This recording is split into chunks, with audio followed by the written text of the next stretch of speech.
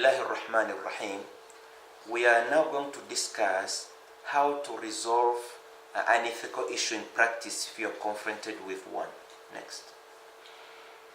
An ethical dilemma is when you have got a problem with two or more competing solutions and there are no rules or regulations to tell you what to do.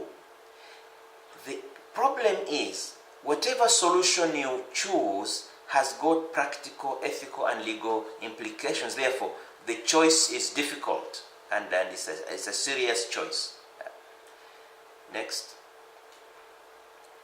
The first thing that we do is ask your heart, because Allah subhanahu wa ta'ala created us with an innate ability to feel right from wrong.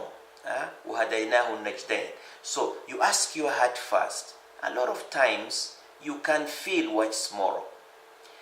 In most cases, what's rational is moral, something that you reason out, you see it's useful or it's risky, you can reach the moral one. But as human beings, we sometimes make mistakes. That is why Allah subhanahu wa ta'ala will not punish us for making mistakes in reasoning. As Quran tells us, وَمَا كُنَّا مُعَذِّبِينَ حَتَّى نَبْعَثَ رَسُولًا. So we need to have a moral guidance in order to solve some of the most complicated problems, because our intellect alone may not be enough. Next.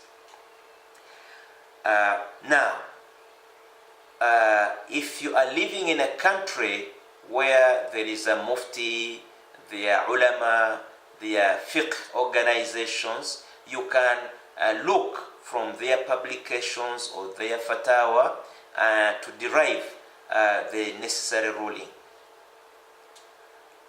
Next. You can also look around in your own hospital. There may be an ethics committee in the hospital. There may be a local scholar whom you can ask to solve the problem. Next. Sometimes you can look at existing laws and regulations existing in the country. They can help you to solve the problem. Next. Now, if there is no authoritative source, we can use the 4 ethical principles which we discussed before. You can look at the problem from the point of view of patient autonomy. If you explain the situation to the patient and the patient makes a decision, then that decision can be considered the ethical approach.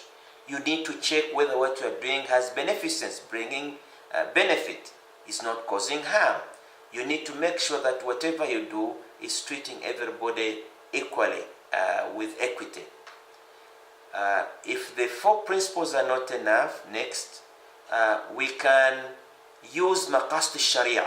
This is the Islamic approach. You look at the problem. Does it protect deen?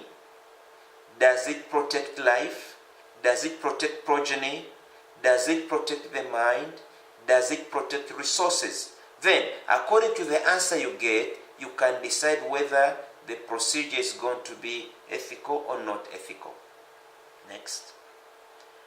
Now, sometimes the maqasid Sharia, an overview of the situation, you may not be able to solve the problem and you may need to deal with some more details. Then you can go on to use the principles of fiqh, qawaid al-fiqh, the principle of intention. You consider the underlying intentions and not what is apparent on the surface. The underlying intentions will guide you to know what is ethical and what's moral. The principle of certainty means that our decisions must be evidence-based. The principle of injury is to carefully balance benefit and injury.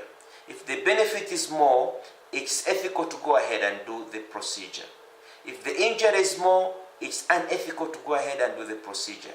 If the two are of equal worth, we don't go ahead and do it, because the principle of the Sharia says دفع المفسدة مقدم على جلب المفسدة. Preventing harm takes priority over getting a benefit. The principle of hardship really makes the practice of medicine very easy, because it says that when there is a necessity of protecting life, things that were forbidden before can be allowed for the temporary period until we can go through the procedure that is necessary to protect life. The principle of precedent means we have to follow the procedures that are accepted by everybody in the profession. Next. Now, here we have got some scenarios that we can discuss to apply the principles that we have talked about above. Next scenario.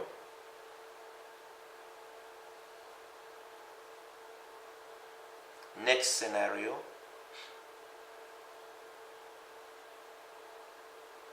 Next scenario.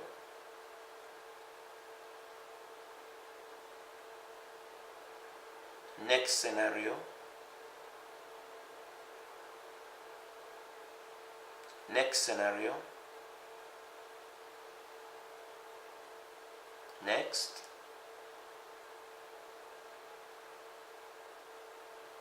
Next.